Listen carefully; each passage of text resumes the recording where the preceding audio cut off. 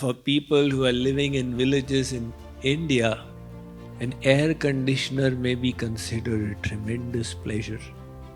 Say, if I could go to the city and then have an air conditioner, that would be pleasure. And then somebody living with an air conditioner says, this is not good enough. I need central heating and central cooling. That is real pleasure. So there are all these gradations. And those gradations go all the way up to the celestial abodes. So, like you see, that there's the village life, there's the little town life, there's the city life, there's the metropolitan life. You see the differences in their luxuries, their comforts, all their access to objects of gratification. Now, this multiplies further and further in the celestial abodes.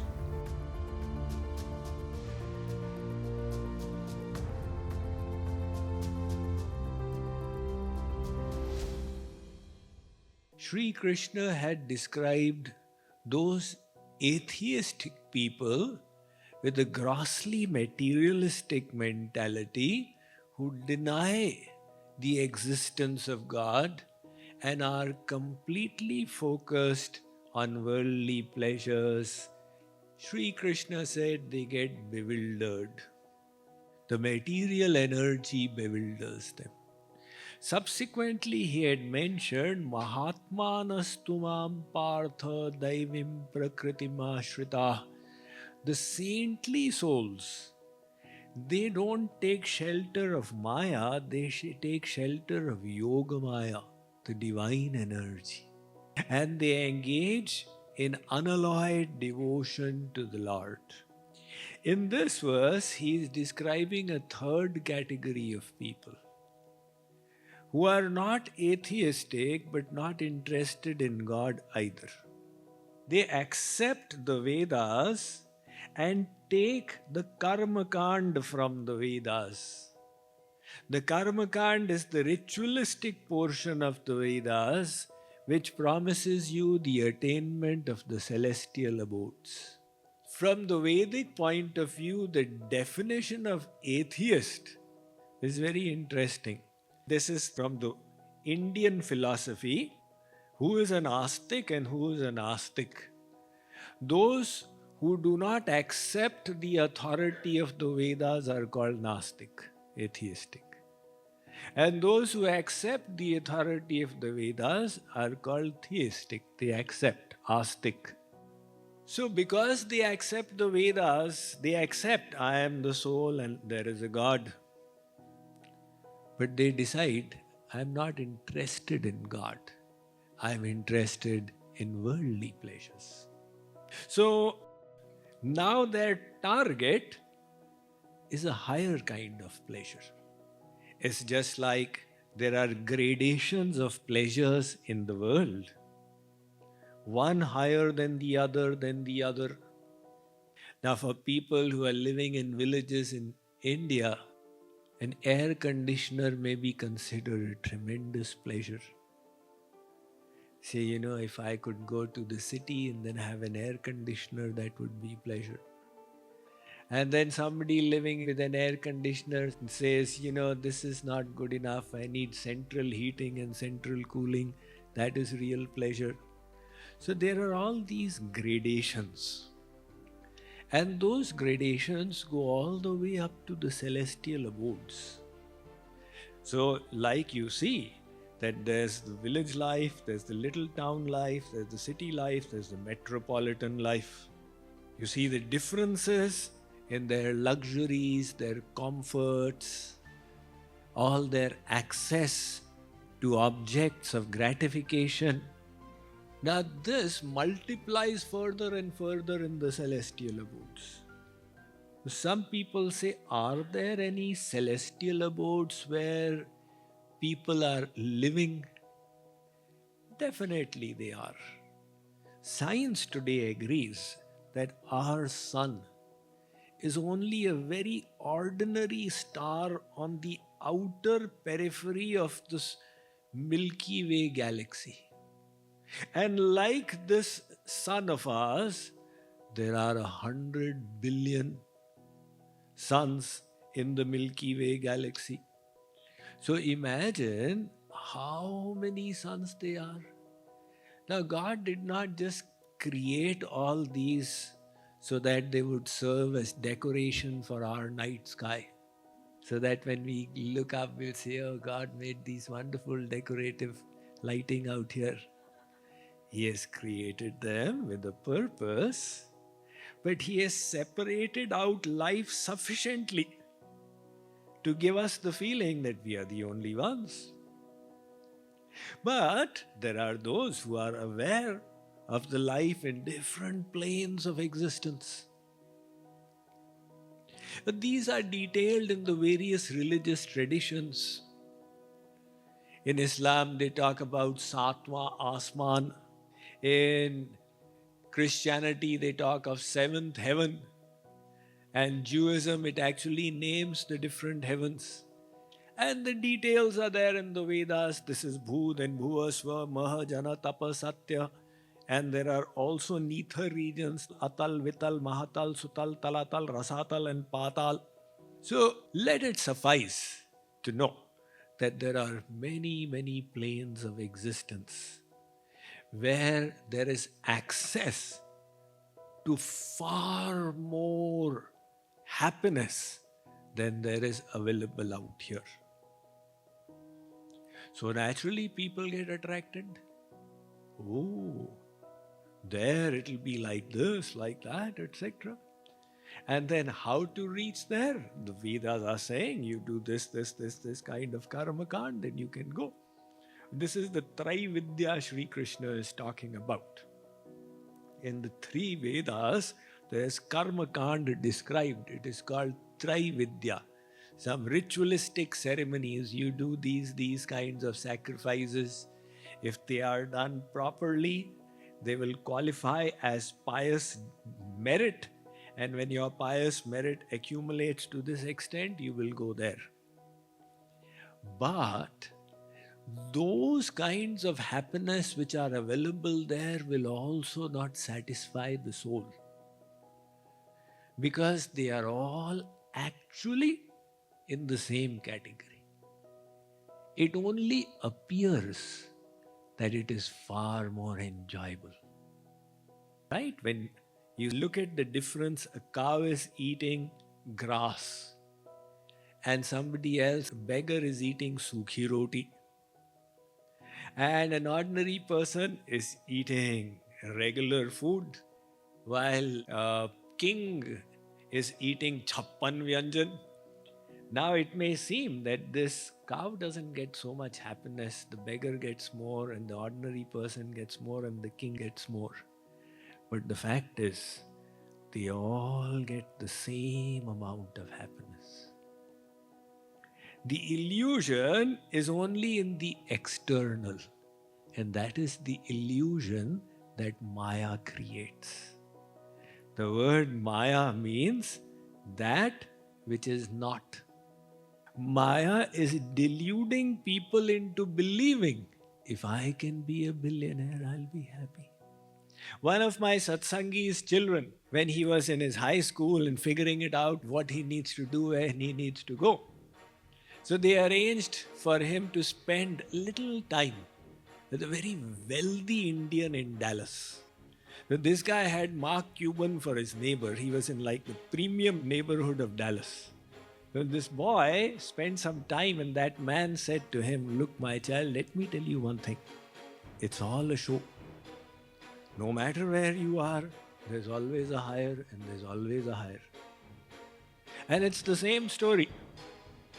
There is never any contentment. A few months ago, one billionaire was telling me that, Swamiji, when I first came to the US, I thought as a 20-year-old, if I can get 1 million, I will get happiness. And then I got the 1 million, then I thought, no, I'm not getting happiness. If I can get 1 billion, I'll get happiness. And then I worked hard and reached 1 billion, but I still did not find the happiness. Then I said, it's all fake. So externally, it does seem, there is happiness. If I can just get that. Now you have to use the scriptural knowledge to cut this illusion. The scriptures say that, look, your desire for happiness is not wrong. The desire for happiness is coming from God, because He is the ocean of happiness and you are a fraction of the ocean. So like the gravitational force, you are being pulled to the ocean. You have the innate yearning for happiness that nobody can erase. The question is, where do you decide that happiness lies? Some people decided happiness lies in tamasic objects. Now, in so many states, marijuana became legal. The government is so kind, God is so nice.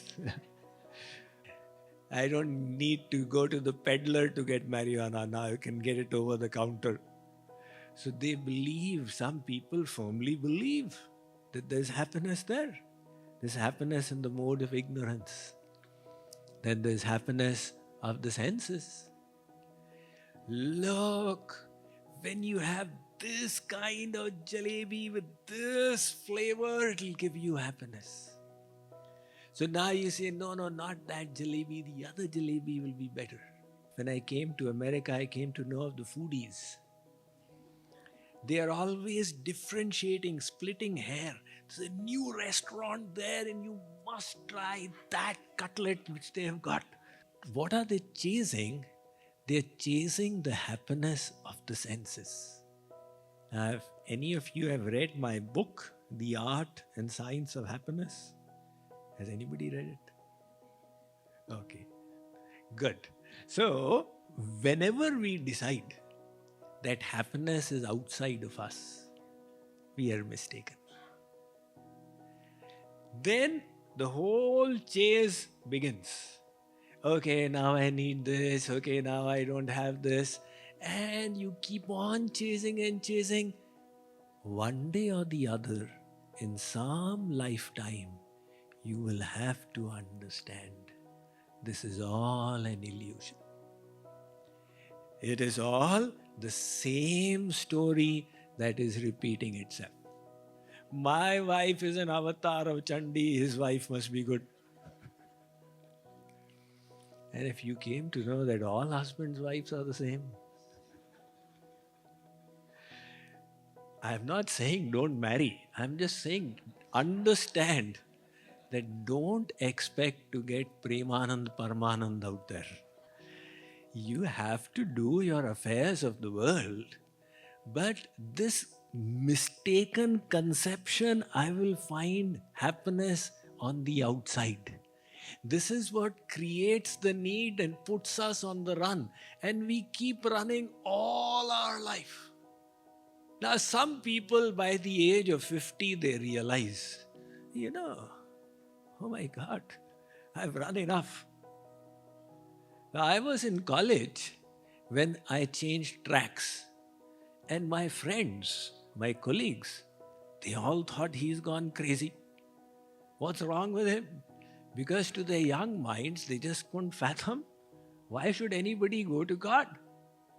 And then after 25 years, I met them. Now they had gone through the whole cycle. What is it that you know that we want to try and understand? What is the goal of life? Right? So, this clarity, if we can get, that it's not wrong to seek happiness. But the mistake is to think that happiness is on the outside of you. Neurology has given us a little bit of peep into this matter when they have explained that there are two kinds of chemicals in the head which are giving you happiness. One is dopamine and the other is serotonin. Of course, there are others also, oxytocin and endorphin, etc. But these are the two major chemicals. And dopamine is the deluding chemical. Dopamine will give you the expectation. That will give you happiness. You see that movie, you go for that vacation. So it will give you the expectation of happiness. but never a complete sense of fulfillment. Now you will go on and on and on and on. Make one desire, fulfill it, make another desire, fulfill it, make another desire. Either you can do this all your life, or else you come to the conclusion that this is not the direction of happiness. And then you come across the other chemical, which is serotonin.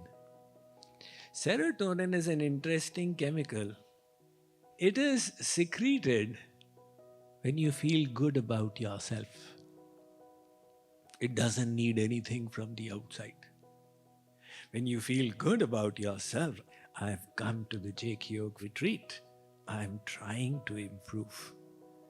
Now that serotonin gets secreted. I'm trying to do good things. I'm trying to do Guru Seva, something meaningful and purposeful. Now the serotonin gets secreted. So serotonin gives you a kind of happiness that is irrespective, independent of the externals. It is available to anyone and to everyone, not because of what they have, but because of what they are or what they are doing. This is the inner happiness. That is why JKYog's slogan is do good, be good, feel good. The real good feeling, the one that is generated from inside, is when you strive to improve and strive to do meaningful things. So, some people thought happiness in tamasic things, some thought in rajasic things, some thought, no. I'll go to the celestial abodes where the devatas are, I'll get that kind of happiness. And then they follow the path in the scriptures that, okay, you can go and try it. So why do the scriptures show them the path to that happiness? The scriptures understand that all kinds of people will come. The scriptures are like the general merchant shop. You don't want the best thing, you want the second best, okay. You want the third best, okay, whatever. You come to us at least, and we will slowly guide you there. So, those who seek celestial happiness, you'd say, my God, it's something so high. But in some places in the scriptures, it is said, Asushu Ramante iti asura. This is very drastic language. What is the definition of a demon? Those who are running after ephemeral pleasures are the demons. So it could be the pleasures of the celestial abodes. They are also ephemeral. They are also from external things.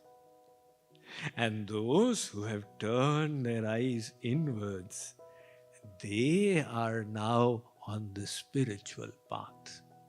So these yagya, etc., that you do to go to the celestial abodes, it is all temporary.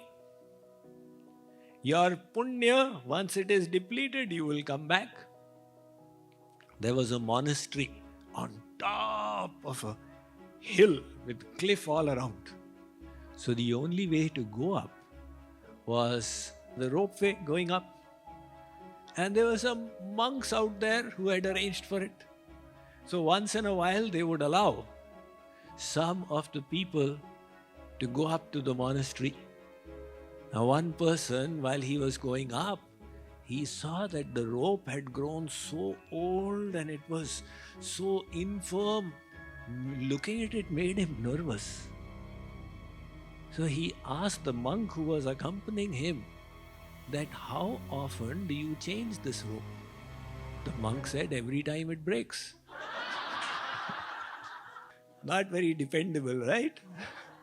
Likewise, these yagyas you do to go to the celestial abodes to enjoy enhanced pleasures of the senses, and then what is the consequence of it all? Sri Krishna says in the next verse. Light the flame of bhakti within during the sacred month of Kartik. JKYog presents Kartik Maas Bhakti Sadhana 30-day challenge. Relish daily Bhagavatam lectures. Absorb yourself in enchanting kirtans. Take advantage of daily seva opportunities. Participate virtually in jubilant festival celebrations at Radha Krishna Temple of Dallas, only on the free Radha Krishna Bhakti app, the world's first AI-powered Bhakti app, your one-stop spiritual companion. Download today, available on App Store and Google Play.